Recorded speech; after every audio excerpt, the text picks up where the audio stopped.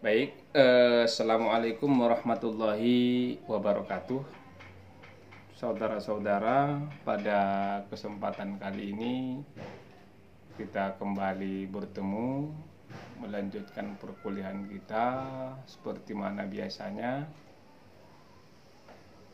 yang mana pada kesempatan kali ini kita berdiskusi ataupun membahas makalah tentang pendidik dalam perspektif pendidikan Islam. Artinya, di makalah ini kita akan membahas bagaimana sesungguhnya pendidik itu dalam perspektif pendidikan Islam. Itu yang harus dicatat, itu yang harus kita pahami. Yang menjadi pertanyaan besar di makalah kita ini adalah apa sesungguhnya pendidik itu dalam perspektif pendidikan Islam? Bagaimana pendidik itu dalam perspektif pendidikan Islam? Nah, itu yang menjadi pembahasan kita ataupun dasar pembahasan kita pada kesempatan kali ini. Nah, pemakalah tadi sudah mempresentasikan makalahnya, sudah didiskusikan, sudah direspon oleh kawan-kawannya yang memunculkan banyak pertanyaan.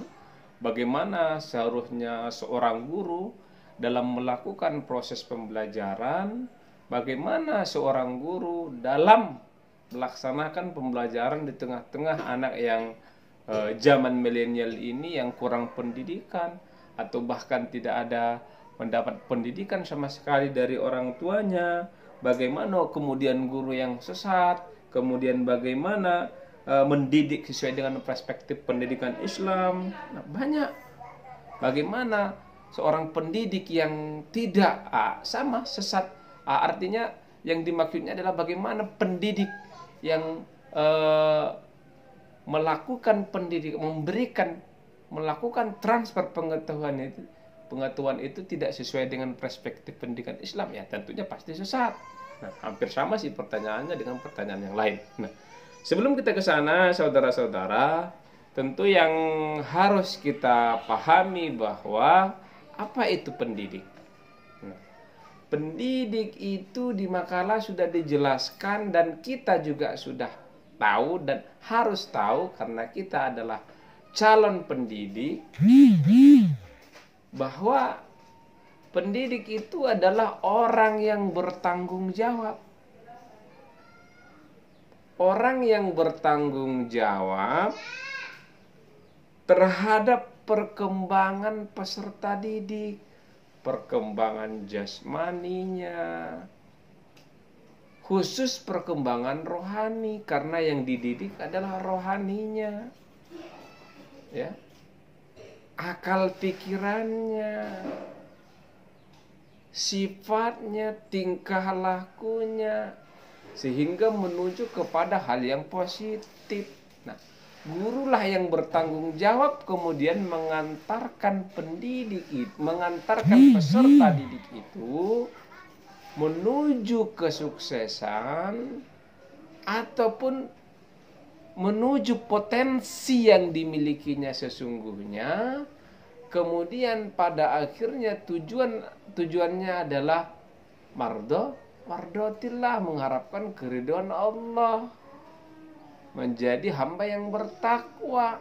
Nah, dalam konteks yang lebih jauh, dalam konteks yang lebih dekat itu, tujuan pendidikan itu adalah mengantarkan bagaimana guru mengelola, mengarahkan sehingga potensi dari siswa itu dapat.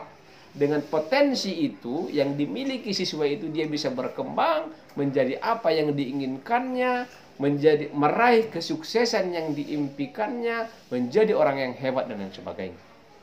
Dan itulah tugas guru, tugas pendidik. Itulah tanggung jawab pendidik. Terlepas yang didik dia itu dari latar belakang yang bagaimana, termasuk tadi latar belakang broken home keluarganya, ayah dan ibunya cerai, tidak dapat pendidikan di rumah sama sekali, anak yang kurang perhatian sama sekali. Dan inilah tugas pendidik kemudian untuk mengembangkan potensi itu, terlepas latar belakang pendidikan dari yang kita didik itu bagaimana dan apa. Yang harus dipahami kita oleh kita sebagai seorang guru. Maka ada ciri-ciri seorang guru itu bagaimana. Artinya dalam konteks pendidikan Islam itu dibahas bagaimana seorang guru yang mempunyai individualitas yang utuh. Artinya seorang guru yang tingkah laku, sifat perkataan sesuai dengan dirinya sendiri. Makanya dikatakan individualitas yang utuh, cerdas, pintar, ya kan? Kemudian rendah hati, sabar, ikhlas. Itulah pribadi yang utuh yang harus dimiliki oleh seorang guru. Dalam konteks apa? Dalam konteks pendidikan Islam dan pendidikan umum juga. Nah, ketika muncul pertanyaan apakah kemudian pendidikan di Indonesia itu sudah sesuai dengan perspektif pendidikan Islam, tergantung yang mendidik. Ya, tergantung yang mendidik. Bahkan orang yang di umum sekalipun, di pendidikan umum sekalipun, dalam konteks pembelajaran matematika, biologi, fisika, seperti yang saya katakan tadi sebelumnya, tidak ada dikotomi ilmu pengetahuan bahwa seluruh ilmu pengetahuan juga adalah milik Islam. Maka guru biologi, guru PPKN, pendidik kimia juga, pendidik penjaskes mata pelajaran yang lain juga harus mempunyai pribadi yang utuh, individualitas yang utuh. Bahkan terlepas agamanya pun apa, harus memiliki karakter penyabar, ikhlas. Sehingga kemudian dengan keikhlasan, kesabaran, kecerdasan, dan kepintarannya tergali potensi peserta didik, sehingga peserta didik itu mampu kemudian dengan potensi yang dimilikinya untuk bisa berkembang, untuk bisa memenuhi kewajibannya sebagai khalifah di muka bumi. Nah, dalam konteks misalnya di sekolah, kalau dia pribadinya adalah guru pribadi yang utuh, baik dia mata pelajaran umum yang seperti yang saya katakan bahwa mata pelajaran umum juga sains dan teknologi juga milik Islam, gurunya melakukan proses itu dengan penuh kesabaran, keikhlasan, maka dapat dipastikan bahwa pendidik itu sudah sesuai dengan perspektif pendidikan Islam. Maka saya katakan jangan kita berpikir yang berpikir sempit. Kita harus membuka ruang pemikiran kita seluas-luasnya bahwa pendidikan di sekolah-sekolah umum juga harus sesuai, harus kita arahkan, menjadi tanggung jawab kita mengarahkan pendidikan itu sesuai dengan perspektif pendidikan Islam, terlepas dia guru biologi, guru kimia, dan guru apapun itu, ya kan? Sehingga dengan itu, dengan pendidik yang seperti yang diharapkan Islam, akan lahirlah cendekiawan-cendekiawan Islam, akan lahirlah pemikir-pemikir Islam yang kemudian mampu menguasai teknologi, yang pada akhirnya Islam kemudian mampu menguasai peradaban dunia. Kembali kepada masa kejayaannya. Akhirnya adalah seluruh ilmu pengetahuan itu adalah milik Islam. Ya. Jadi itu yang harus kita pahami. Nah, ada syarat-syarat menjadi seorang pendidik di Indonesia. Di negara kita juga ada syarat yang harus kita miliki. Misalnya guru SD, bahkan sekarang lebih rinci lagi. Kualifikasi pendidikan guru SD juga harus PGMI atau PGSD. Harus linear misalnya, tidak bisa S1 saja. Kalau dulu orang yang menjadi guru itu adalah cukup orang yang berilmu saja. Kalau sekarang harus dibuktikan dengan legalitas. Legalitas apa?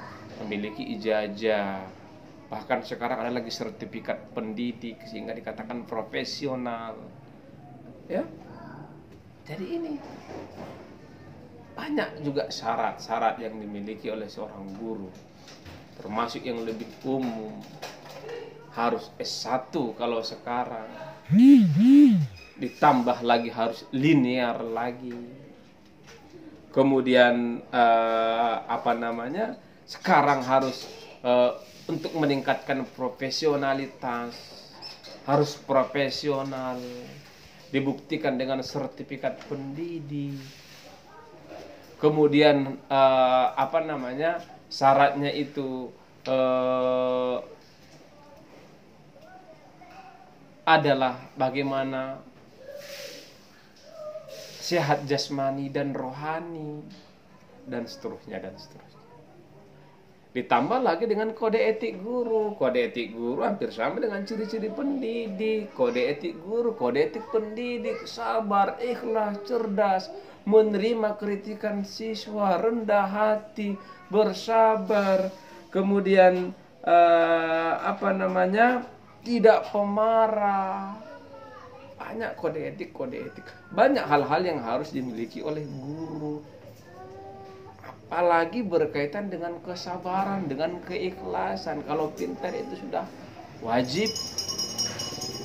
Harus diingat, orang pintar belum tentu bisa mengendalikan emosinya. Maka guru itu harus penyayang, penuh kasih, sabar, ikhlas, menerima masukan dari siswanya, mau dikritik. Kemudian penyayang sudah pasti, dan seterusnya dan seterusnya. Ini saudara-saudara yang harus kita pahami. Yang dari pertanyaan-pertanyaan yang ada, saya pikir sudah tercover dalam diskusi kita ini. Mudah-mudahan bermanfaat. Kita berharap pemakalah selanjutnya lebih mantap lagi makalahnya, sehingga proses diskusi kita ini lebih menyenangkan, lebih menarik ke depan. Akhirnya, wallahu muwaffiq ila aqwamit thoriq. Assalamualaikum warahmatullahi wabarakatuh.